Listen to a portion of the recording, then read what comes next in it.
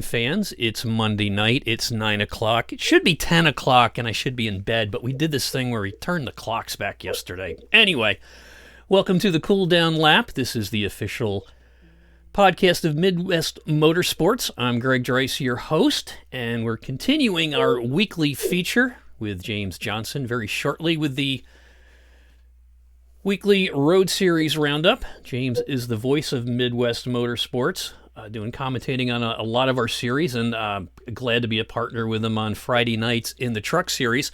Before we get going, I want to let you know about something that's coming up this Saturday on the Sim Racing Podcast. This Saturday, November 11th at 10 a.m., Chris Mayo, the owner of BMRL E-Racing Series, he'll be my guest, talking about something very special that they're doing on December 9th, 2023. It's a Toys for Tot race. It's going to be trucks at Las Vegas with all the proceeds going for Toys for Tots. So if you want some information on that, look up Chris Mayo, M-A-Y-O, on Facebook, or BMRL E-Racing Series. Or you can tune in this Saturday morning, November 11th at 10 a.m. on the Sim Racing Podcast to find more about this great thing, Toys for Tots. And our driver spotlight this week, we are going to be chatting with Btyce Meddings from Down Under, who's just tearing up the Truck Series, scaring all the prior winners there, and giving them a run for their money. Let's see if he's on the channel right now. I know he's on, but he's muted. So we're just going to wait for him to jump on. There he is. Bryce, how you doing? I'm good, Greg. How are you? Good. You having breakfast or lunch down there right now? What time of day is it? It's currently 1 in the afternoon, and I'm holding out for lunch because I got a family function in the evening down here, so I haven't eaten much today, but I'll be filling my gut later on. There you go. Well, definitely enjoy your family function down there. Thanks for fitting this into your what probably is your normal lunch schedule down there. Last time I had somebody on from Australia, he insisted we do it at a certain time, and it was like 4 o'clock in the morning my time, so it's great to have you on here. So you won another truck race. So tell me about that. Where did you qualify, and what was your strategy based on where you qualified? Yeah, so Kentucky was the first win for the season. Hopefully there's going to be more, but we qualified on the pole. Kentucky, just before the practice I did there, I felt pretty hooked up.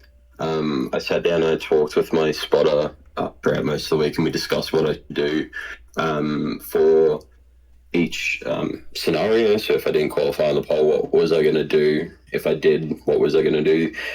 We got pole, so the strategy was just go, run to the end of stage one as the leader, come down, put new rubber on, make whatever ground back up in the next stage, and then focus on obviously taking the lead back before the end of the race. And it all pretty much went to plan. There was one wreck happened. Fellow Australian Mark Cochran and I had a big moment of netcode, so that put me to the back of the field, and I had to drive my way back up, but I managed to get it done in the end.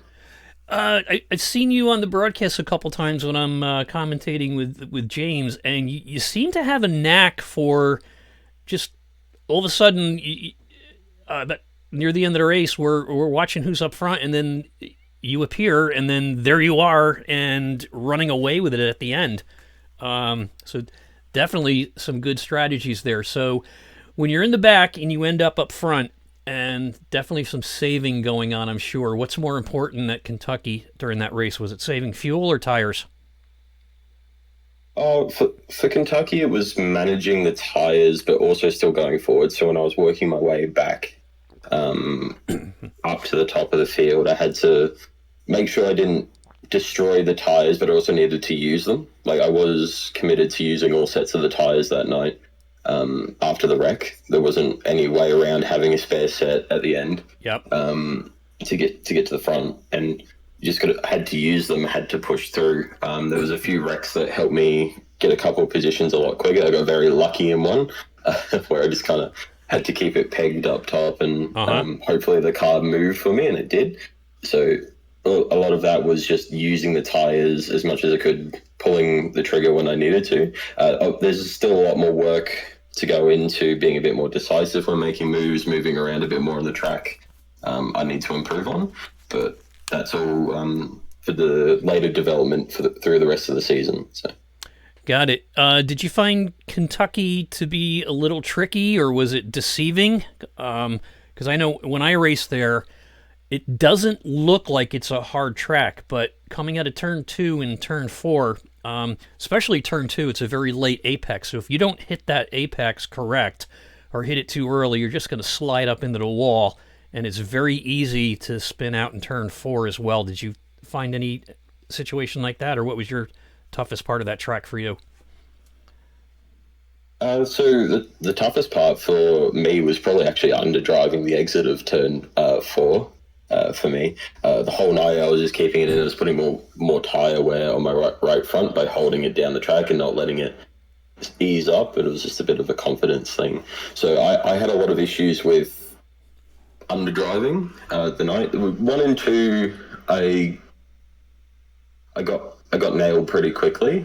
It wasn't too hard for me to figure out the line there. As you said, if you don't get into the groove on the exit of 2, you wash up. There's no grip there. You lose all your time, and then you're going towards the wall, and you have to lift out of it. So 1 and 2, they just understanding what your tyres could do, if you could take it flat or if you couldn't. How much you needed to lift to make sure you got in that groove, and staying in that groove was really important.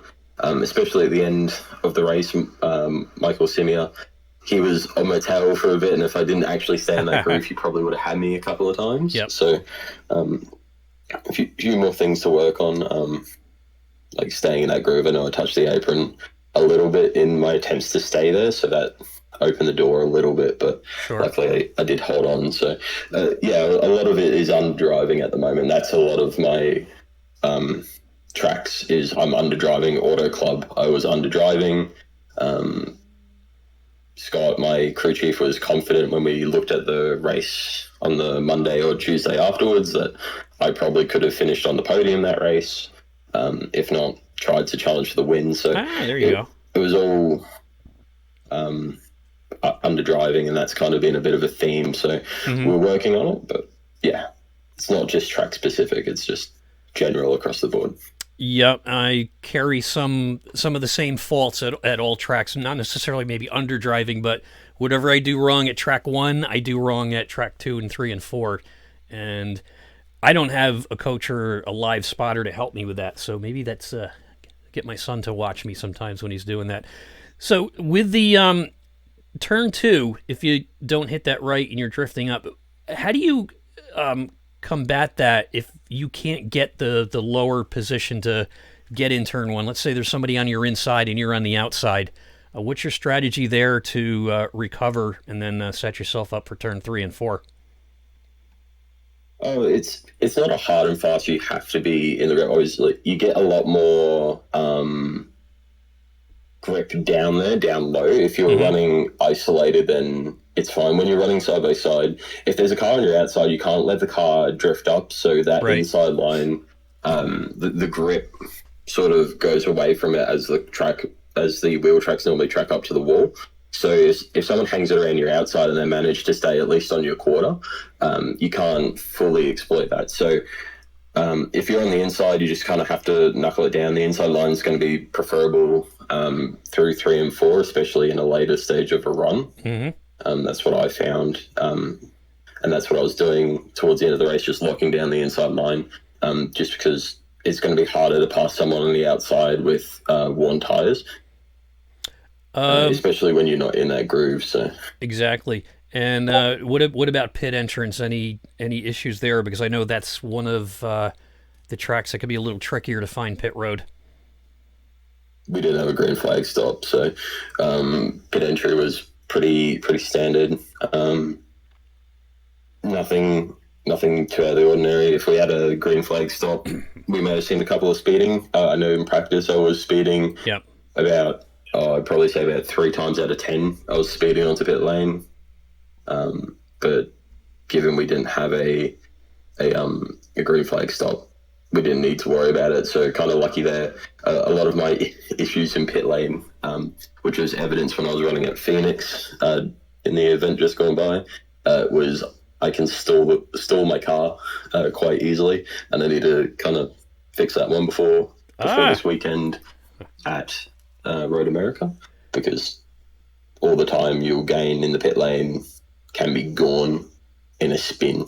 So this is true. And what are your plans for Road America? And have you run that track? And how does that track stack up against your performance at other tracks? So I haven't actually done any driving of the truck at Road America. I have done a bit of driving of the truck at Road Atlanta. I did put in a few hours last week. I managed to work my way down to a 14.9. Lap is in the truck channel for everyone who wants to go watch it. Pick up whatever you will. But yeah, that was me pushing all out. Probably not going to try and run those times in the race. They're a bit hard on me mentally. So I'll actually have Scott here for the first time this season this weekend, so he'll be able to keep me focused and that, because normally he's out playing cricket on a Saturday, which is when the race is for us. So he'll be there. He'll be able to help me, walk me through, but probably just going to try and stick it towards the front, keep the racing clean and consistent. The goal this week with the IPL review coming in after Road America this is true. Is just to keep it as low as possible. Yeah. We don't have a lot of laps. Any incidents we get are going to be much more severe towards our IPL. Right. I think Dustin's the only one who's beating me on that so far. He's been cleaner than me this season, so I just need to get that down. But really, anything in the top 10 is a bonus. Putting it on pole would be nice as well. But we're going in with just the expectation of, clean finish, nothing too out there. So, gotcha. So here you say you've got a crew chief and a spotter that you run with here in this league. And do they also assist you in other leagues or competitions that you're in? Tell me about other leagues you run in where you use your spotter and crew chief. It's just Scott. Scott does my spotting and all the crew chief stuff, so he sits with me after the race. He does a bit of coaching. I've known Scott for a while. We've done a couple of leagues before, but normally Scott spots me and does the crew chief stuff for me on the races he can make, and I'll do it for him on other runs, and I'll learn from how he drives, and he'll teach me and coach me after each race. So he's done a lot to make me a much better driver than what I was coming into the start of last year and throughout the course of last year. And especially this season, he's been a real big help. So with a spotter and crew chief, any aspirations to go up the ladder to some bigger money races? Not at the moment. A lot of the current projected time in sim is all driver development, so getting me up to a speed where I can start to push on. Like with the league, I know it's capped at a 2KI rating, so we can't do as many as officials as we would like. Like he's like, we wanted to. He sat down. He's like, yeah, you're getting to 3K by the end of the season, which was like, I can't, Scott. We got to rating cap. I got to stay under. Got it.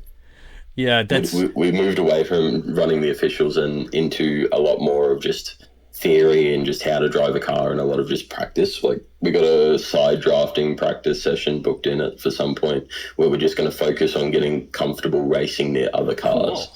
And getting right up on their rear end so I can side draft effectively. So a lot more about development than going and racing in big money, but hopefully next year we can see that become a possibility. Well, it definitely sounds like a deep love for racing with that much commitment you put into it, and now you're mentioning side drafting practice and such. So, how long have you been on iRacing or any other sim racing? I've only been on iRacing for about 2 years. Before that, I was racing on Assetto Corsa Competizione. And I did a lot of endurance racing. That's where primarily my background is in. So road racing, I wasn't the fastest at it, but wasn't too bad. So we've won the Spa 24 since I joined. We won that last year. We came second at the Daytona 24 this year. So still do have a love for the road racing. However, the oval stuff is starting to grab me and kind of take hold and lead me down a whole different path of racing, which I'm really, really keen to learn more about and develop into. It's definitely a different animal. I love road racing. I'm not very good at it, but it's like you said, it's a whole nother. They're both the two separate worlds. Just something about on the road racing. I can't describe the feel of it being different. And I got a first taste of doing that a couple weeks ago. I work with a group over at Lime Rock Park, and called the Right Handers. And if you're one of the top performers, however they judge that, employee or worker or member of the year, you get to go on their autocross track for 4 hours. So, and I did it in my Toyota Tacoma. Everybody was kind of laughing when I showed up in my truck, but we had one of their Skip Barber racing school cars, and they're standards, and I haven't driven standard in 20 years. So I'm like, I'm not going to embarrass myself and tie up the track, stalling out every 20 seconds. So I'm going to take my truck out on it. And it was 0.58 miles, turn after turn, and the G-forces were incredible. So not really road racing, but it's the closest I've done, and that just cemented my love for it. So definitely there's something we have in common there with the road racing. So it's just a totally different animal than oval. Any experience with real road racing or go-karts or anything like that? I used to do go-karts for a couple of years. I actually sold my kart to get my sim back when COVID hit. I was doing karting on and off in the latter stages of the 2010s, and more so when I was younger, but nothing above karts. For me, we never had the money to. So that can be expensive. Talking to some guys up here that you can get your cheap cart and just go to the local track and just do the weekly series or free time or whatever. But I was talking to some people that are spending $15,000 to $20,000 a year on the kart circuits just doing the Northeast, and so it's expensive. I mean, you can take a 4-cylinder and run it on a dirt track up here, 3 or 4 different dirt tracks for the summer for like less than half of what a good go-kart costs. So it's a big difference. So, and what else did I have here? I was thinking, you mentioned your friend plays cricket. Do you play cricket? No, I don't play cricket, but I do play Aussie rules football. Season's over for us because we play during the winter, and we're moving into summer down here. But no, I do play football. I won't be interrupted this season because of it, because we'll finish before the AFL season starts. Yeah. But yeah, it's a good way to keep in shape, and I enjoy it quite a bit. I watched it on TV on occasion, and to me it looks like a cross between American football, soccer, and rugby. Is that a decent assessment of it? Yeah, it's kind of the bastard love child, if you will, of a bunch of different sports. Yeah. Like the games, you got to run so much. I think we run an average like 10, 13 Ks a match. Oh, wow. So you got to be fit. The field's like, I think, about 4 times the size of an American football pitch, or like 3, I think. I can't remember, but it's massive. So everyone's running quite far, and you have to kick, and you have to keep your athleticism up. There's no pads either. You can bump people, tackle people to the ground. So you got to be physical to do it, and it was a real challenge for me when I started getting back into it because I hadn't played in so long. Like I only played like junior football when I was 8 beforehand, and then I got back into it 10 years later, and I got my ass whooped royally in my first few matches. I was panting like a dog for a few weeks, but then I started to get my fitness back up. So it's a good way to balance out all the stationary time on the sim, but it means I can sit down and not have to worry about being, having a lazy day and just doing a lot of driving over there a you go. weekend.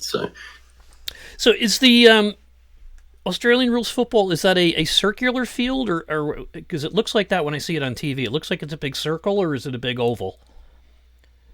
It depends on the ground. Okay. So some are more circular than they are oval, but the standard is an oval field. Okay. Like Sydney, they have a sort of more like the Sydney cricket ground. It's more circular. Same with Optus Stadium in Perth. That they're more circular. But you've also got grounds like the ones that I'm playing on in local footy that are sort of squished on one side, so they're not perfectly even. So we don't have like a big standard one. Each ground's a little bit different, but typically they are oval.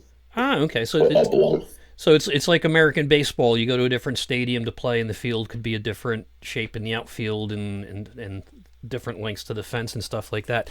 Now, the scoring on football, looks like there's 4 goalposts, and there's a wide section and then a narrow section. Can you explain when the ball goes through the wide section versus the narrow section, the difference in scoring and points and how that works?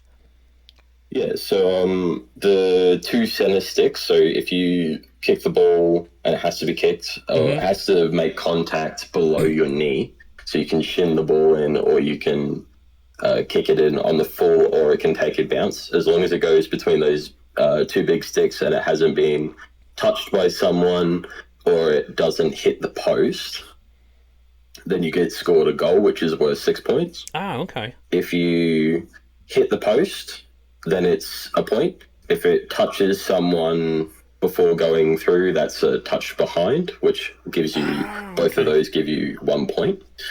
And if you miss to the left or the right between the shorter goalpost and the taller goalpost, that's worth a point. If it's touched going through there, then it's still just a point, I believe. Okay. But if you hit the outside point post on the full, then it's a kick in to the opposition team. Got it. So they get to kick it in with no score penalty. Okay. Well, thanks for explaining that, because I figured it was something along those lines, but so now I definitely can understand it a little more. Well, it definitely sounds like an exhilarating and fun game to play, and hats off to you guys that can do that, because I look at that and I'm like, no, I'm a skinny runt. I would get my butt kicked doing that. So congratulations on that. That's a feather in your cap if you can last a game, let alone a season, playing Australian rules football.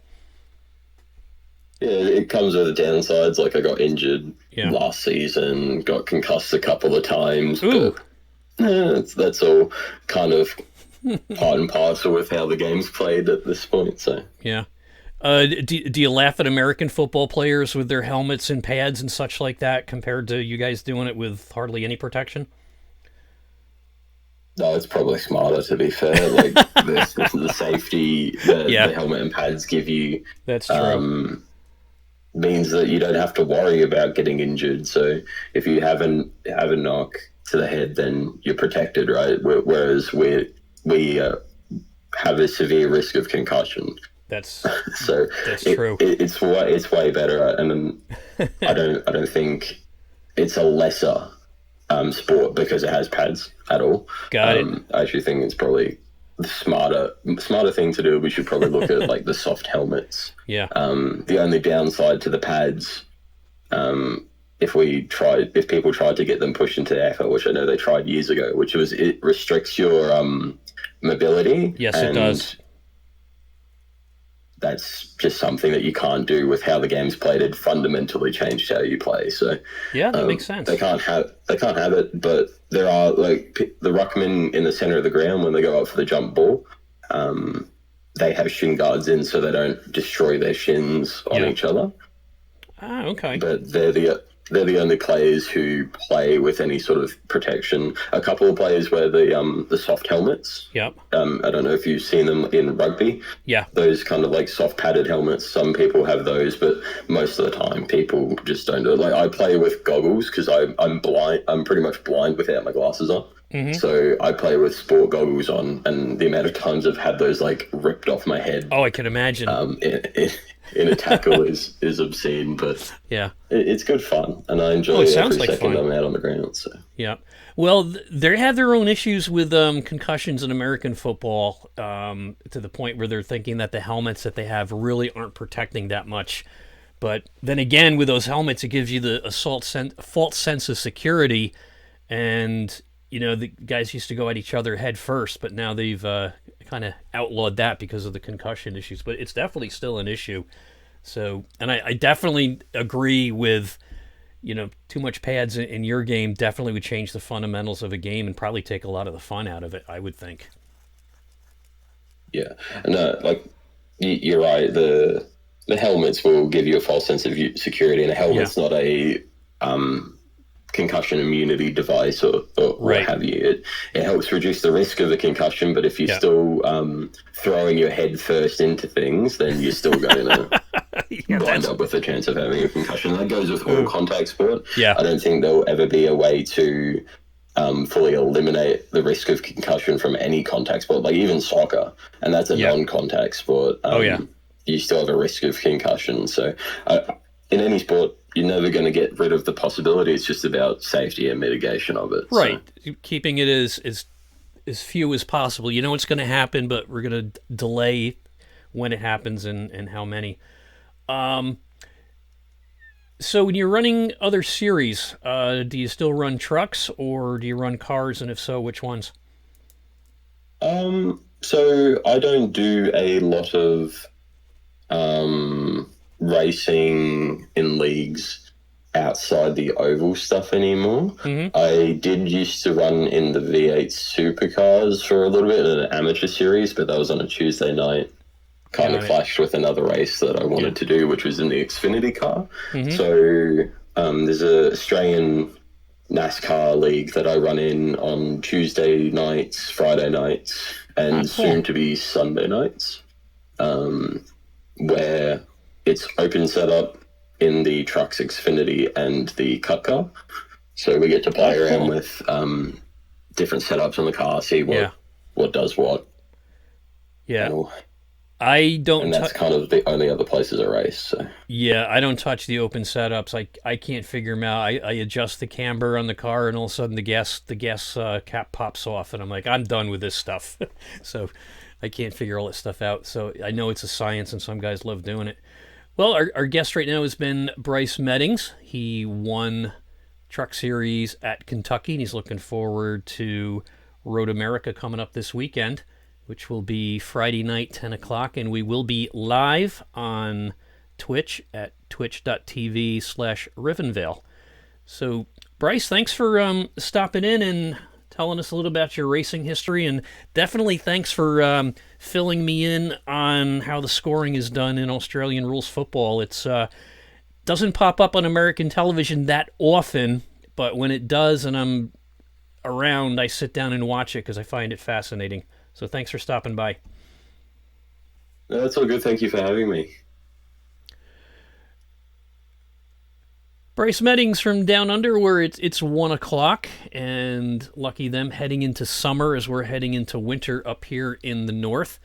He's one of our top drivers in Midwest Motorsports Truck Series, and you can catch, like I said again, this weekend, Friday night, 10 p.m. Eastern Time, or thereabouts, at Road America. And now I want to bring in James Johnson, and he's going to do his weekly Road Series weekly update. James, how you doing? Hey, what a great interview with Btyce Meddings. Oh yeah, good guy. superstar in the truck series, when you call the racing with me, you know how well he's doing. And Yeah. after 3 races leading the points already, it's great to hear more from Bryce and hear more about his native land down in Australia. So that was a great interview. Oh yeah, and that's one of the things that's so much fun about iRacing. When I was running the league and we were doing our admin meetings, my wife comes home from work, and I say, "Hey, say hi to Al." He goes, "Oh, hi, Al," and then she picked up his accent and goes, "Where's he?" "He's over in Ireland." And she's like, "Really?" I said, "Yeah, we're talking racing. It's like a long distance phone call, but you don't have to pay." So what's going on with what's happening in the world of road racing this week? Yeah, the GT4s were added again at Lime Rock Park, your favorite Oh yeah, track. This was race 8 of 20, and Lime Rock, mile and a half, 7 turns. You know it well, but for those that don't, they call it the bull ring of the road courses, and it did not disappoint in that aspect. Or a lot of little half spins and some guys taking aggressive curbs. I don't know if anybody's had a chance to see the Discord. If you're a Midwest Motorsports racer, some of the screenshots that Dustin Reinstedel pulled out really showed how much air they were catching over the jump or the yump or whatever it is as they go up the hill there, because we were on the classic circuit without the chicane. mm-hmm. So it really was pretty exciting to see those GT4s get at least 2, sometimes 4 wheels off after the fuel burned down. So it was pretty exciting there. I know you spend a lot of time at Lime Rock. Are you an official flagman or communications, or what do you do when you're up there at Lime Rock? No, I work with a group that's called the Right Handers, and we do a whole bunch of stuff. A lot of customer service, running the information tent. We help out at the Winner's Circle, the media center, the car corrals, where if you drive a Porsches get their own parking area, Maseratis get their own parking area, and we do quite a bit of stuff like that. A lot of shuttling drivers and teams back and forth. Like before the track opens, we take our golf carts and run across the track and pick them up on the outfield, and then bring them to either the car corrals or the garages, and we make sure they get from the finish line to the Winner's Circle and media appointments after that. So that's my role there. There's guys that do flagging and stuff like that, but that's stationary, and I like doing the job with the right-handers because we get to float around the track for pretty much most of the day, and we also get to take in some racing as we're there. Yeah, I'm sure that comes with extra privileges, and it's just another part of the whole community that it takes to put on an event or run a track like that. But so it's good on you. I'm sure you got to see some good views of the uphill at Lime Rock, and like I say, if you saw the Twitch stream, yep, or replay, we got some really good replays. Colin, our camera guy in the broadcast team, has done a really good job of making sure that we get some good replays of that too. So twitch.tv/Ribbonvale Lime Rock. We had this last week off, so we'll get back to it. Right back, race 8 of 20. Max Bauer, who is no stranger to the front row, sat on pole, and although he took off and led flag to flag, it was not without some definite heat coming from behind. Johan de Roy, his quote-unquote teammate, qualified 4th, but on the very start, first lap, turn 1, I'm sure you've seen some really good GT races, and turn 1 with the rolling start, chaos can often ensue. Yep. And that is no different for the Midwest Motorsports GT4 racers. Josh Bloom qualified 2nd, so Max Bauer chose the outside to start on the outside. So Josh Bloom was on the inside going into turn 1, and Jason Phillips qualified 3rd, and so he was on the inside. And Jason Phillips just really went in a little bit deeper than Josh Bloom. And all credit to Jason Phillips. I'm sure they got at least a 4X, but Jason Phillips didn't completely run over him, but he did spin himself out on turn one, lap one. So he instantly drops all the way to the back. But again, full credit to him for not, just running over and causing calamity, taking out Josh Bloom on lap one. So just keep that in mind for the future. We'll come back to Jason Phillips. But basically, the whole field went by before he could rejoin the track. And as Max Bauer and Johan de Roy now, who's in second, because Josh Bloom was still kind of in shock, kind of gathering his car back up after the contact. The next, I guess the rest of that lap, there it is, as I'm looking at my notes now, Josh Bloom actually had a penalty from Sebring. So he had to do a drive-through within the first couple of laps. I'm not exactly sure what the rule is. I didn't read that. I probably should have beforehand, but so Josh Bloom chose to do his drive-through penalty from contact responsibility from Sebring and did a drive-through on his very first lap. So now he's in the back with Jason Phillips. And boy, we kept an eye on them as Max Bauer and Johan de Roy were in front, racing it out. Everybody else in the middle doing a really good job of racing clean and fair. A short lap time, 7 turns, 51-second laps. Oh, that's fast. Within 6 or 8 laps, the leaders are in traffic already. Wow. So between Aaron Holroyd, who guest broadcast with me on the Road Series, and I were really trying to watch timing and scoring closely to find where the battles are. Colin was doing a great job showing us all the different camera angles and battles too, going through the field. It was just a really exciting 60 minutes of racing. And so back to the strategy, Josh Bloom served his penalty. He and Jason Phillips are coming through the field. And I could tell that Josh Bloom had really thought this race out, knowing that he had a penalty to serve going into it. At 20 minutes, Josh Bloom came in again and got tires and fuel. And I'm assuming that he thought that's all it was going to take to go and get the pit stop out of the way and then just concentrate on the next 40 minutes, the 60-minute race. Most of the time, you can go at least 30, 35 minutes on a tank of fuel. So most everybody goes to at least the 30-minute mark and just splits it half and half on their tires. Josh Bloom thought better of it, thought to do alternate strategy. And so Josh Bloom came through the field not once, but twice.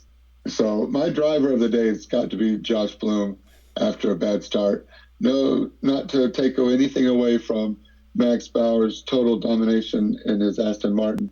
It was a great interview afterwards. He gave a lot of credit to all the other racers for appreciating the blue flags. We saw guys pulling over. Christopher Hopper pulled over at least once, if not twice.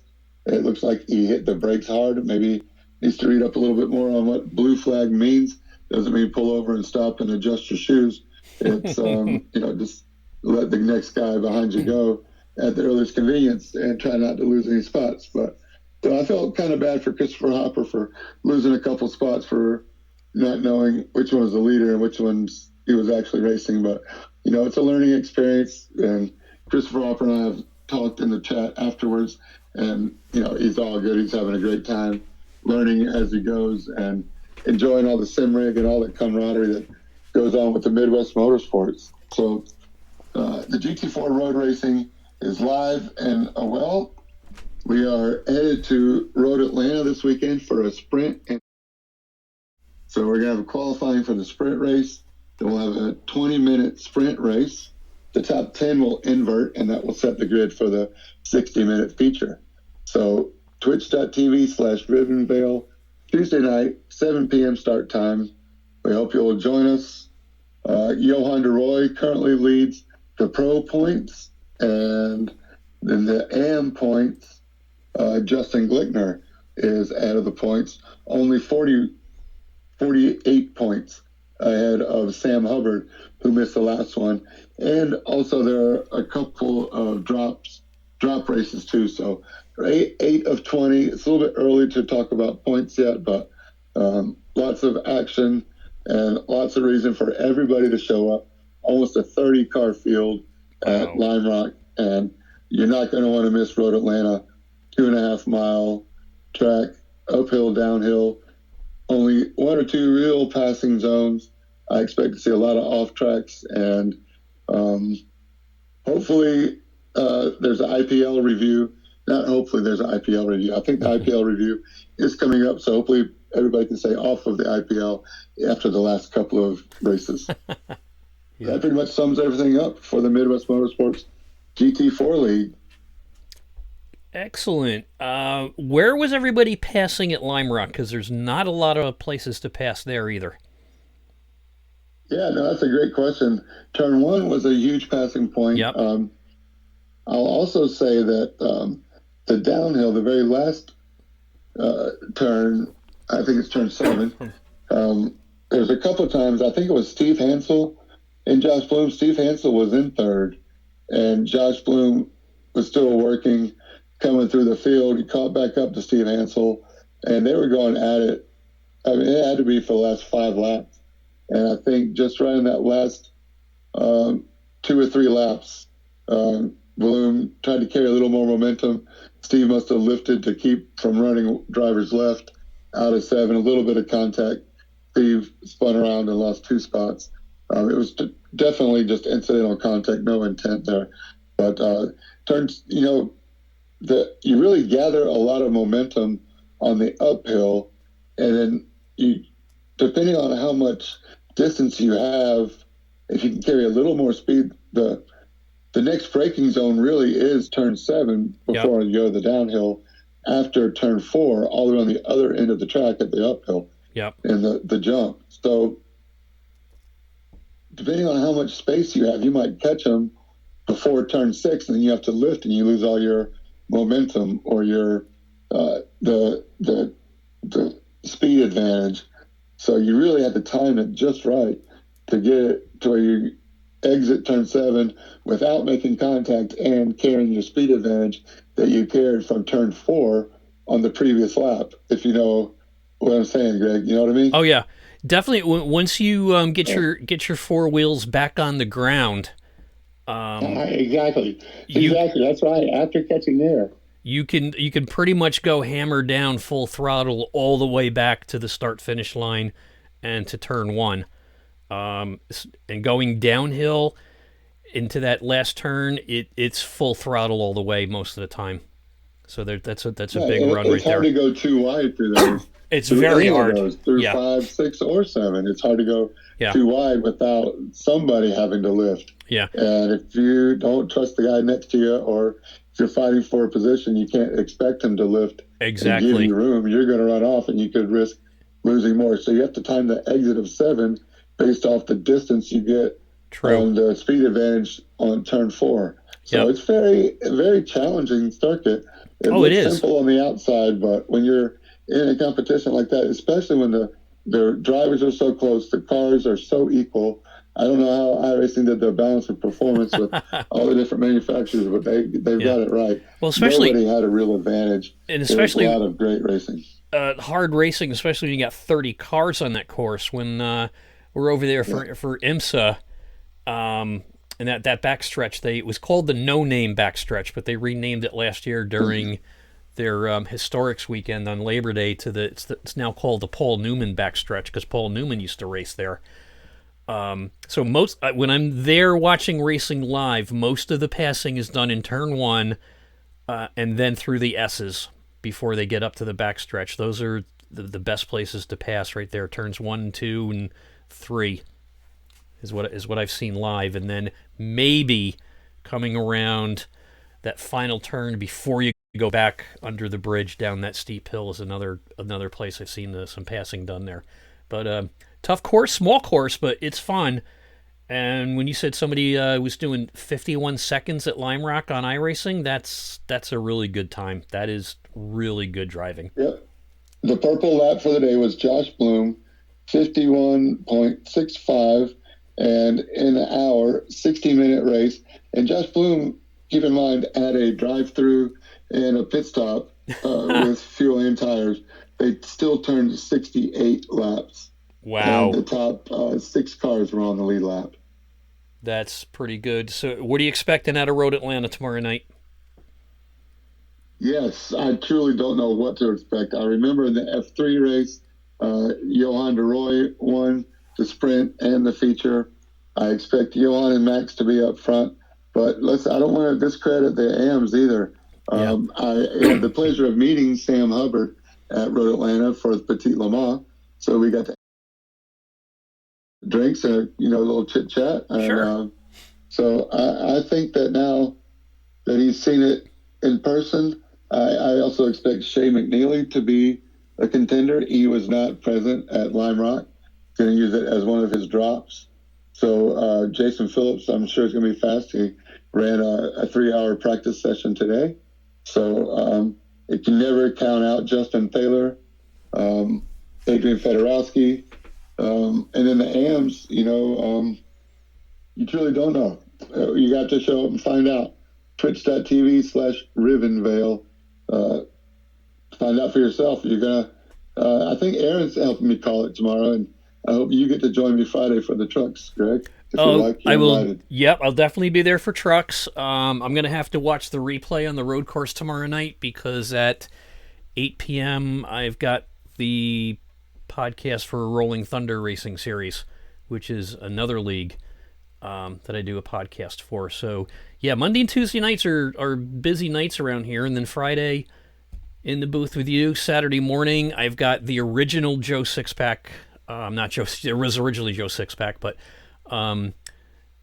program for the original Sim Racing podcast, talking about a Toys for Tots fundraiser that a driver's doing. So we're going to do that on Saturday morning, and then Sunday evening, it's back in the Cup cars with Midwest, and then we'll, lo and behold, be back here on Monday night again already. Wow, time flies when you're having fun. It sure does, Greg. Well, thanks again for you're welcome. The cool down lap. We appreciate you, man. It's a lot of fun. I appreciate the opportunity to do it for you guys. James Johnson with his weekly segment, the weekly Road Series update. And you can catch Road Atlanta tomorrow live. 30 cars at Lime Rock. That's a lot of cars on that track. And tomorrow night we'll be at Road Atlanta. You can catch that live at twitch.tv/Rivenvale. They broadcast all our series. And then tune in this Friday night, just about a little before 10 p.m. Eastern Time, for the Midwest Motorsports Truck Series. I'll be in the broadcast booth with James, commentating on that and talking racing. Speaking of the Truck Series, let's take a look at the Truck Series for the last race, which we had Btyce Meddings on from Down Under. And when we started, it was about 1 o'clock in the afternoon there and 9 p.m. up here. It's just so strange thinking that it's already tomorrow there and they're going into summer and we're headed into winter up here. But that's iRacing. It's a family of racers all over the world. He was the winner at Kentucky, and he's a tough competition. And like we said earlier, James and I calling the truck race on Friday night. We're like, where's Bryce? And, searching around, and there he is back in P15 with 15, 20 laps to go. And before you know it, he's up there in the top 5. Congratulations, Btyce Meddings, for winning the Truck Series race at Kentucky. Take a look at the points in the Truck Series right now. Btyce Meddings is in P1. He's got 120 points. Right behind him is Ryan Latshaw with 116 points. In P3 is Brandon Morris. He's got 113 points. P4 is Eric Thaler with 111 points. In 5th is Sean Hapiak with 110. Pretty tight bunch from 1 to 5. Just only 10 points separating them there. P6, Mark Cochran with 104 points, and right behind him, Craig Hawkins in P7 with 103. Brandon Hinton with 100 points is in P8. Tie for 9th position with Justin Thaler and Brandon Thayer. at 96 points each, and Michael Simia in P10 with 94 points. Next race for the Truck Series is Road America this Friday night, November 10th, and that will be live on twitch.tv/Rivenvale. You can join myself and James in the booth and watch what should be another great truck race. It's time for the Xfinity Series review, and the winner of this past race was Brandon Morris. He won the Xfinity race. Taking a look at the standings for the Xfinity Series, Dustin Reinstedel is in first place with 128 points. Right behind him, Michael Simia with 127. Garrett Reed is in third position with 114 points. William Callis with 110 points is in fifth position. Christopher Melton has 108 points. He's in position number 5. Jason Huffman in P6 with 107 points. Andrew Miller with 104 points is in P7. Eighth position is Clarence Prince. He's got 102 points, just one behind him. In ninth position is Drew Alvarez. And there's a tie for 10th position with John Bates and Tom Gulker, each with 99 points. And again, Xfinity will also be at Road America, and that will be on November 11th. Cup Series review. Dustin Reinstedel, he was the winner of this past race, and seen his name come up quite often on some of the top finishers. And points for the Cup Series. First place is Justin Thaler with 129 points. In second position, Christopher Melton with 127. Eric Thaler is in third position with 125. Again, a pretty tight race up top there. Fourth position, Peter Dillon with 116 with 108 points. In fifth position is Brandon Hinton. Dustin Reinstedel, who won at Kentucky in P6, is with 104 points. Norm Snyder in P7 has 102. Andy Castor also has 102 points, and rounding out the top 10, Clarence Prince with 96 is tied with John Bates at 96 points.